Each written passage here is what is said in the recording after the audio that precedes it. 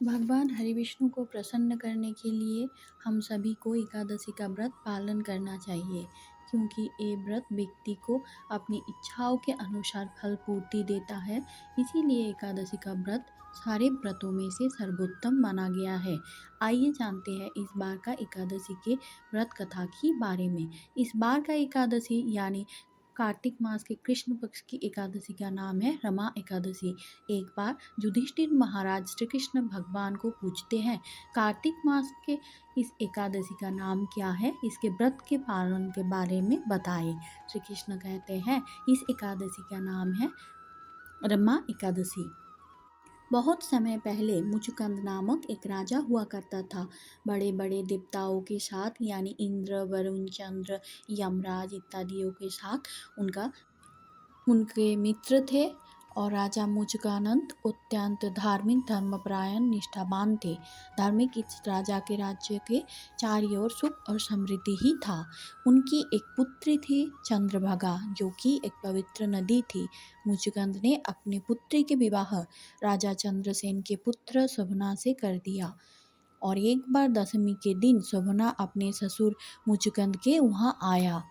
उसने सोचा था उसे देखकर उसका ससुर और पत्नी अत्यंत प्रसन्न होगी, लेकिन हुआ उसके विपरीत था। शोभना को देखकर चंद्रभागा अत्यंत चिंतित हो गया, क्योंकि अगले दिन एकादशी था और मुचुकंद के राज्य में एकादशी का उपवास अनिवार्य था। यहाँ तक इस दिन पशु पक्षी को भी अन्न दिया नहीं जाता था, लेकिन शोभना अन्न के बिना रह नहीं सकता था। चंद्रभागा ने उसे कहा, मेरे पिता के राज्य में ये व्रत रखना अनिवार्य है। ये सुनकर शोभना ने इस व्रत को रखा। पूरा दिन तो चला गया, लेकिन रात्रि होने तक शरीर दुर्बलता के कारण शोभना अपने प्राण त्याग दिया।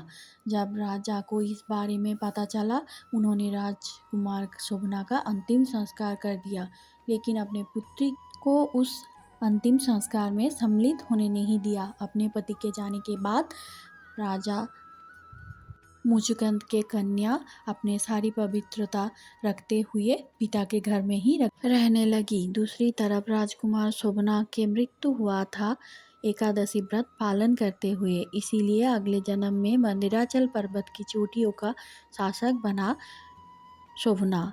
और आपको जानकर आश्चर्य होगी, ये कोई सामान्य राज्य नहीं था।